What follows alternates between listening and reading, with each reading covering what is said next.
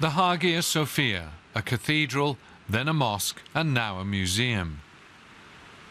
And nearby, another famous Istanbul landmark, the Blue Mosque. This is Istanbul at its most majestic, and it was here on Sultanahmet Square that a suicide bomber killed 10 tourists on January the 12th, allegedly sent by the IS terror organization. The streets and alleys around Sultanahmet Square, usually full of people, are now eerily quiet. The hotels are empty. Mustafa Çelik runs a hostel right behind the Blue Mosque.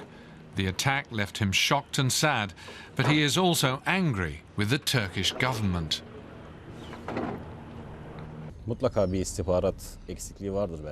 Our intelligence services obviously failed.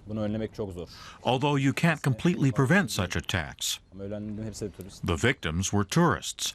But I think the suicide bomber was out to harm Turkey, so we were his target.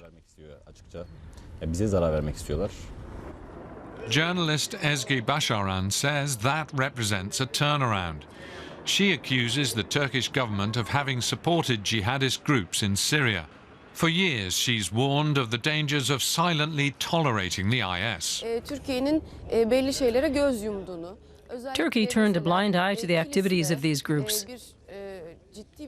We found out there was a taxi service for jihadis in the border town of Kilis. It allowed fighters to cross into and out of Syria freely.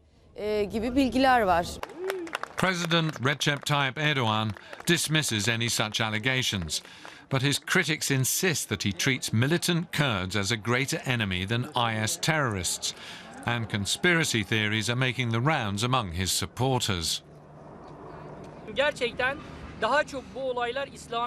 Incidents like this are primarily aimed against Muslim states. Is there a fight against our faith? Is the aim to turn us against each other? That calls for immediate investigation. Ezgi Başaran's criticism of Ankara's stance towards IS lost her her job as editor-in-chief of a newspaper at the start of the year. The government does seem to have cracked down on IS and its supporters in Turkey since the attack in Istanbul. Dozens of suspected IS members and supporters have been arrested, although Turkish journalists are unable to verify this independently. Whether it's about the Kurds or the IS in Turkey, any criticism of the government results in an offensive against that person.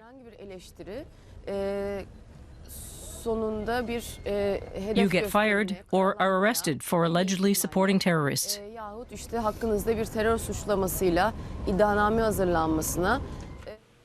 It's very safe now, don't worry about it. Mustafa Çelik tries to reassure tourists concerned about the security situation, but despite his best efforts, dozens of guests have cancelled their bookings since the attack.